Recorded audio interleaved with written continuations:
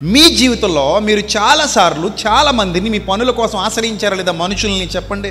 ఎక్కడికి వెళ్తున్నాం ఆయన? ఎమ్మెల్యే గారి దగ్గరికి వెళ్తున్నామండి. ఏమైనా ఆయన పలానా పని కోసం రిక్వెస్ట్ చేయడానికి వెళ్తున్నామండి. ఎక్కడికి వెళ్తున్నాం? ఆయన ప్రెసిడెంట్ గారి దగ్గరికి వెళ్తున్నామండి. లేదా పలానా ఎంఆర్ఓ గారి దగ్గరకో ఇంకొక ఆయన దగ్గరకో అధికారుల దగ్గరికి వెళ్తున్నాం. ఎందుకు వెళ్తున్నాం? పనుల భారం ఆయన మీద మోపుదామని వెళ్తున్నాం. నీ పనుల భారం ఎవరి మీద మోపితే తప్ప అవ్వేలా లేదు, అయ్యేలా లేదు. నీకు అది అర్థమైంది. నీకు అర్థమైంది కాబట్టి వెంటనే నువ్వు ఏం చేసావంటే, అరే నాకు ఈ పని ఉంది కదా, ఈ పని నా ఒక్కనే నేను చేసుకోలేను, నా వల్ల కాదు, ఇది నా వల్ల కాని రహస్యం కనుక నాకు ఎవరి మీద ఒక గురు ఉంది, ఆయన దగ్గరికి వెళ్తే ఈ పని పూర్తవుతుందన్న నమ్మకంతో నేను అక్కడికి వెళ్తున్నాను.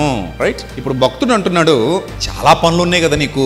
సంగమా, విశ్వాసులైన దేవుని పిల్లలారా, ఆ పనులు ఎలా జరుగుతాయో అనే చింత ఉంది కదా, ఆ పనులు జరుగుతాయో జరగవు అనే చింత కూడా ఉంది కదా. అది రహస్యమే కదా నేను చెప్తున్నది. అవును, రహస్యమే. అప్పుడు రహస్యాలను ఛేదించగలిగే దేవుడు ఒకడున్నాడు. ఆయన ఆకాశం మందు ఆసీనుడై ఉన్నాడు. రహస్యాలను ఛేదించగలిగే దేవుని సన్నిధిలో నీ విజ్ఞాపన అనగా ఒక ఉత్తరం లాంటిదనమాట, ఒక విజ్ఞాపన రిక్వెస్ట్. అర్థమైందా? ప్రభా, విజ్ఞాపన చేస్తున్నాను. ఎందుకు నేను రహస్యమందు ప్రయాణం చేస్తున్నాను, చీకట్లో ప్రయాణం చేస్తున్నాను. ఏముందో నాకు తెలియదు. ఒక గుడ్డివాడు ప్రయాణం చేస్తున్నప్పుడు ఒక ఆయన చేయి పట్టుకుని నడిపిస్తున్నట్టుగా, మార్గంలో తీసుకెళ్తున్నట్టుగా ఉంది ప్రభు అన్న పరిస్థితి.